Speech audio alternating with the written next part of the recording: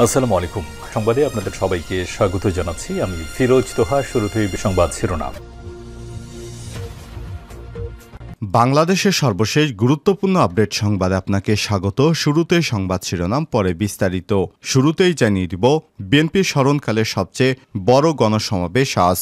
আন্তর্জাতিক গণতন্ত্র দিবস উপলক্ষে আজ মঙ্গলবার রাজধানীতে স্মরণকালের সবচেয়ে বড় গণসমাবেশ করার প্রস্তুতি নিয়েছে বাংলাদেশ জাতীয়তাবাদী দল বিএনপি। এরপর জানিয়ে দিব, উত্তরায় ছাত্র জনতার উপর গুলিবর্ষণকারী সেই সন্ত্রাসী দেলোয়ার গ্রেপ্তার। বৈষম্যবিরোধী ছাত্র আন্দোলন চলাকালে ছাত্রদের উপর গুলিবর্ষণকারী সেই সন্ত্রাসী দেলোয়ার হোসেন রুবেলকে গ্রেপ্তার করেছে র্যাপিড অ্যাকশন ব্যাটালিয়ন র্যাব। এদিকে খাদ্য গুদাম থেকে ৭১ লক্ষ টাকার চাল গম নিয়ে লাপাত্তা কর্মকর্তা। রংপুর সদর উপজেলা সরকারি খাদ্য গুদাম থেকে ১৪৪ মেট্রিক টন চাল, ৯,৫৪৪টি খালি বস্তা সহ গম আত্মসাতের অভিযোগ উঠেছে, যার আনুমানিক বাজার মূল্য ৭০,৯৩,০৫৬ টাকা। এই ঘটনায় সঠিক তদন্ত কমিটি আত্মসাতের অভিযোগের সত্যতা পেয়েছে। সিলগালা করা হয়েছে খাদ্য গুদামটি। একই সঙ্গে গুদামের ভারপ্রাপ্ত কর্মকর্তা ওসি এলএসডি কানিস ফাতেমার বিরুদ্ধে রংপুর মেট্রোপলিটন কোতোয়ালি থানায় একটি মামলা দায়ের করা হয়েছে। জানিয়ে দিব, লক্ষ্মীপুরে হত্যা মামলায় আওয়ামী লীগ নেতা গ্রেপ্তার।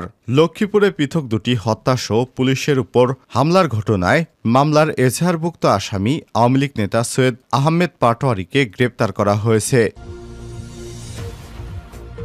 এবারে জানাবো, পাচার করা টাকা গণতান্ত্রিক শক্তির বিরুদ্ধে খরচ করেছে আওয়ামী লীগ, অভিযোগ করলেন বিএনপির সিনিয়র যুগ্ম মহাসচিব অ্যাডভোকেট রুহুল কবির রিজভী।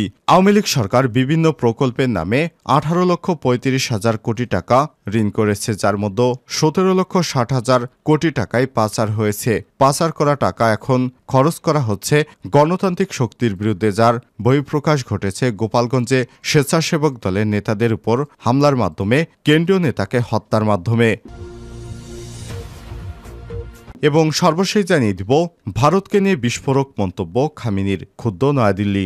ভারতের সংখ্যালঘু মুসলিম সম্প্রদায় নিয়ে বিস্ফোরক মন্তব্য করেছেন ইরানের সর্বোচ্চ ধর্মীয় নেতা আয়াতুল্লাহ আলী খামেনি। তিনি বলেছেন, তারা যে দুর্দশার মধ্যে রয়েছে তার প্রতি অমনোযোগী হয়ে পড়লে নিজেদের মুসলিম হিসেবে বিবেচনা করতে পারবেন না। তবে তার এই মন্তব্য ভালোভাবে নেয়নি নয়াদিল্লি। এমনকি খামেনির এই মন্তব্যের নিন্দা জানিয়েছে মোদী সরকার। খবর অনুযায়ী ভারতের মুসলিমদের দুর্দশার কথা গাজা উপত্যকার ফিলিস্তিনিদের সঙ্গে তুলনা করেছেন খামেনি। পবিত্র ঈদে মিলাদুন্নবী দিনে এই তুলনা করেছেন খামেনি। তিনি বলেছেন, ভারতে যেভাবে মুসলিমদের দমন করা হচ্ছে, ভারতে মসজিদগুলো ভেঙে ফেলা হচ্ছে, সেটি কোনোভাবেই গাজার মানুষের সঙ্গে এবং ভারতের মুসলিমদের সঙ্গে সামঞ্জস্য রয়েছে।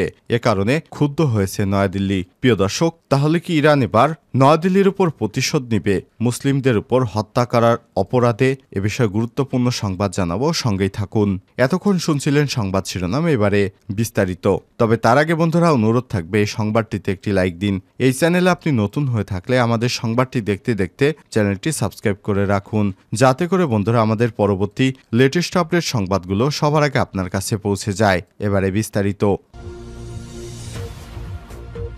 বিএনপির স্মরণকালের সবচেয়ে বড় গণসমাবেশ আজ মঙ্গলবার ১৭ সেপ্টেম্বর রাজধানী ঢাকায় এই গণসমাবেশের প্রস্তুতি নিয়েছে বিএনপি। আজ দুপুর ২টায় নয়াপল্টনে বিএনপির কেন্দ্রীয় কার্যালয়ের সামনে এই সমাবেশের প্রস্তুতি নিয়েছে বিএনপি। গণসমাবেশে প্রধান অতিথি হিসেবে যুক্তরাজ্য থেকে ভার্চুয়ালি বক্তব্য দেবেন দলটির ভারপ্রাপ্ত চেয়ারম্যান তারেক রহমান। একই দিন রাজধানীর বাইরে ৯টি মহানগরে বিএনপির সিনিয়র নেতাদের নেতৃত্বে একাধিক শোভাযাত্রা আয়োজন করা হয়েছে। আন্তর্জাতিক গণতন্ত্র দিবস উপলক্ষে রাজধানী ঢাকায় গণসমাবেশ এবং ঢাকার বাইরে অন্য মহানগরগুলোতে ১৫ই সেপ্টেম্বর শোভাযাত্রা করার কথা ছিল বিএনপির, কিন্তু বৈরী আবহাওয়ার কারণে কর্মসূচি পিছিয়ে মঙ্গলবার করার ঘোষণা দেয় দলটি। এদিকে স্মরণকালে রাজধানীর মহানগর উত্তর ও দক্ষিণ জেলা ছাড়াও আশপাশের সকল জেলা এবং মহানগর থেকে নেতাকর্মীরা এই সমাবেশে যোগ দেবেন। সংশ্লিষ্ট নেতারা জানিয়েছেন, এই সমাবেশ থেকে তারেক রহমান দলীয় নেতাকর্মীদের উদ্দেশ্যে নতুন বার্তা দেবেন। উত্তরায় ছাত্র জনতার উপর গুলিবর্ষণকারী সেই সন্ত্রাসী দেলোয়ার গ্রেপ্তার। বৈষম্যবিরোধী ছাত্র আন্দোলনের সময় গুলিবর্ষণকারী সেই সন্ত্রাসী দেলোয়ার হোসেন রুবেলকে গ্রেপ্তার করেছে র্যাপিড অ্যাকশন ব্যাটালিয়ন র্যাব। মঙ্গলবার ১৭ সেপ্টেম্বর সকালে র্যাব সদর দপ্তরের লিগ্যাল অ্যান্ড মিডিয়া উইংয়ের সহকারী পরিচালক এএসপি আনমো ইমরান খান এসব তথ্য নিশ্চিত করেছেন। এএসপি আনমো ইমরান খান বলেন, গত ৩ আগস্ট রাজধানীর উত্তরার ১১ নম্বর সেক্টরে বৈষম্যবিরোধী ছাত্র আন্দোলন চলাকালীন ছাত্র জনতার উপর গুলিবর্ষণ করেন দেলোয়ার। তিনি ছাত্র জনতার উপর গুলিবর্ষণের ঘটনায় এজাহার নামেও ৪৫ নম্বর আসামি। খাদ্যগুদাম থেকে ৭১ লক্ষ টাকার চাল এবং গম নিয়ে লাপাত্তা কর্মকর্তা। রংপুর সদর উপজেলা সরকারি খাদ্যগুদাম থেকে ১৪৪ মেট্রিক টন চাল এবং ৯,৫৪৪টি খালি বস্তা সহ গম আত্মসাতের অভিযোগ উঠেছে, যার আনুমানিক বাজার মূল্য ৭১ লক্ষ টাকা। এই ঘটনায় সঠিক তদন্ত কমিটি আত্মসাতের অভিযোগের সত্যতা পেয়েছে। সিলগালা করা হয়েছে খাদ্যগুদামটি। একই সঙ্গে গুদামের ভারপ্রাপ্ত কর্মকর্তা OCLOSD কানিস ফাতেমার বিরুদ্ধে রংপুর মেট্রোপলিটন কোতোয়ালি থানায় একটি মামলা দায়ের করা হয়েছে। সদর উপজেলার খাদ্য কর্মকর্তা নিখিল চন্দ্র সরকার বাদী হয়ে এ মামলা দায়ের করেছেন। ঘটনা জানাজানি হওয়ার পরপরই গা ঢাকা দিয়েছে খাদ্যগুদাম কর্মকর্তা কানিস ফাতেমা। মামলায় আসামি দেখানো সহ তাকে সাময়িক বরখাস্ত করা হয়েছে বলে নিশ্চিত করেছেন জেলা খাদ্য নিয়ন্ত্রক অন্তরা মল্লিক। এদিকে গত ১৩ সেপ্টেম্বর দায়ের করা ওই মামলায় কানিস ফাতেমা ছাড়াও অন্য দুইজনকে আসামি করা হয়েছে। তারা হলেন গুদামের লেবার সর্দার রবিউল ইসলাম এবং নিরাপত্তা প্রহরী চঞ্চল সিং। বর্তমানে ওই গুদামে ভারপ্রাপ্ত কর্মকর্তা হিসেবে নিয়োগ দেওয়া হয়েছে নুরুন্নবী বাবুকে।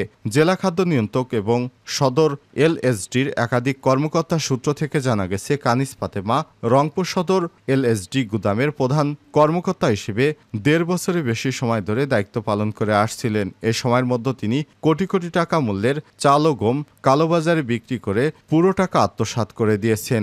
বিষয়টি দীর্ঘদিন ধরে তিনি এবং খাদ্যগুদামের অন্য কর্মকর্তারা ধামাচাপা দিয়ে আসছিলেন। সরকারি খাদ্যগুদামের চাল এবং গম লুপাট করার ঘটনা বেশ কিছুদিন ধরে কানাঘোষায় চলে এলে OCLSD হিসেবে কানিস ফাতেমা বিভিন্নভাবে ম্যানেজ করার ধামাচাপা দিয়ে আসছিলেন। সর্বশেষ তার ব্যাপারে সমস্ত তথ্য পাওয়ার পরেই তার বিরুদ্ধে অ্যাকশনে যায় প্রশাসন। তখন থেকেই লাপাত্তা তিনি। লক্ষ্মীপুরে হত্যা মামলায় আওয়ামী লীগ নেতা গ্রেপ্তার। লক্ষ্মীপুরে পৃথক দুটি হত্যাসহ পুলিশের উপর হামলার ঘটনায় মামলার এজাহারভুক্ত আসামি আওয়ামী লীগ নেতা সৈয়দ আহমেদ পাটোয়ারিকে গ্রেপ্তার করা হয়েছে। সোমবার রাতে লক্ষ্মীপুর পৌরসভার ৩ নম্বর ওয়ার্ডের বাঞ্চানগর এলাকার বাসা থেকে তাকে গ্রেপ্তার করে পুলিশ।